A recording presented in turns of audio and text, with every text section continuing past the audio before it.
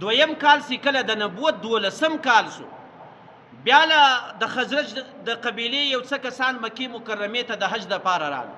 په دې سفر کې بیا 12 کسان دي، 5 کسان هغه زاړه ورسره دي، 9 کسان نور ورسره دي. محمد رسول الله صلی الله علیه وسلم و هغو ته هم دعوت ورکړو. د نبوت په 12 کال باندې بیا دغه کسان ولاړو مدینې منورې ته. په مدینه منوره کې بیا دعوت زیات وچلوئ. نو هلته ډیر کسان منور په اسلام باندې وګرځېدل. نو د محمد رسول الله خبره خپل قریبانو قریشو نه ومنله. محمد رسول الله د بار کسانو ته دعوت شروع کو. الله تعالی د هغو د هدایت فیصله کړې وله. په مدینه منوره کې د نبوت په 11 کال باندې د اسلام رڼا خوره سوه.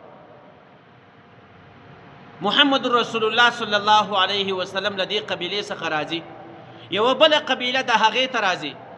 هغه قبیله د هغې قبیلې مصر مفروق په نامه باندې دی. له حضرت ابوبکر صدیق رضی الله عنه او حضرت علی رضی الله عنه مرسره ملګري دي. حضرت ابوبکر و دا مفروق ته وایي چې ته خو د دې قبیلې مشر یې، آیا تاسو ته د محمد رسول الله د رسالت خبر را رسېدلی ده او که یا؟ مفروق وایي موږ خبر سوي یو چې یو کس د محمد په نامه باندې الله تعالی و هغه ته نبوت ورکړی دی، دا خبر خو را رسېدلی دی.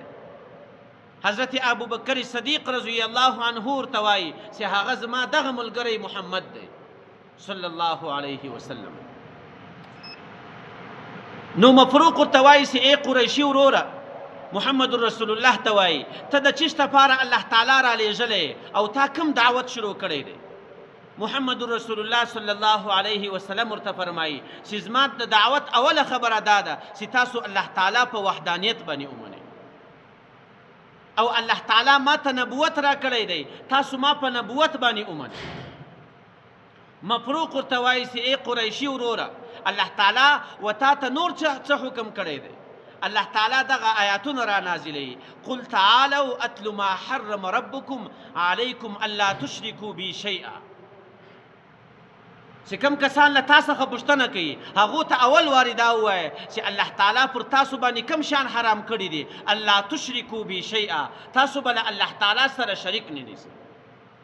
الله تعالی به په وحدانیت باندې منئ. دویمه خبره چې په دې آیات کې ذکر سوې ده وبالوالدین احسانا، تاسو به له خپل مور او پلار سره احسان کوئ. الله تعالی سي هر ځای د وحدانیت خبره ذکر کړې ده. تر خپل عبادت وروسته یې فورا د مور و پلار حق بیان کړی دی. وقضا ربک الا تعبدوا الا ایاه، الله تعالی فیصله کړې ده د څه شي؟ الله تعبدوا الا ایاه، چې تاسو به صرف د الله تعالی عبادت کوئ. وبالوالدین احسانا، او له مور او پلار سره به احسان کوئ. ګوره الله تعالی تر خپل عبادت وروسته فورا و انسان ته د دې حکم کوي چې تاسو به له مور او پلار سره احسان کوئ. په دې آیات کې مخته الله تعالی ذکر کړی دی ولا تقل لهما اف، تاسو د مور و پلار په مخ کې د اف کلمه هم مه وایاست.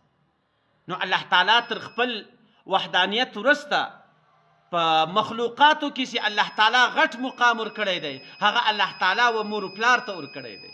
ځکه په روایاتو کې راځي چې د مور او پلار تر پښو لاندې جنت دی. نو مفروق ته وایي چې وبالوالدین احسانا، تاسو له مور او پلار سره احسان کوئ.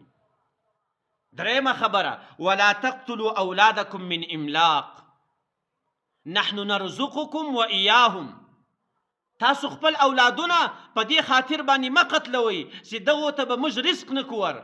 د تنگ دستی په خاطر باندې خپل اولاد ما قتل کوي. ځکه الله تعالی فرمایي نحن نرزقکم و ایاهم، الله تعالی تاسو ته هم رزق ورکوي او ستاسو بچانو ته هم رزق ورکوي.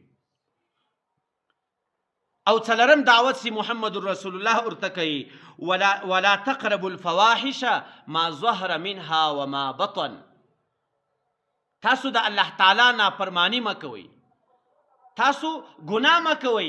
ما ظهر منها و ما بطن، هغه ګناه که په ښکاره باندې وي او که په پټه باندې وي.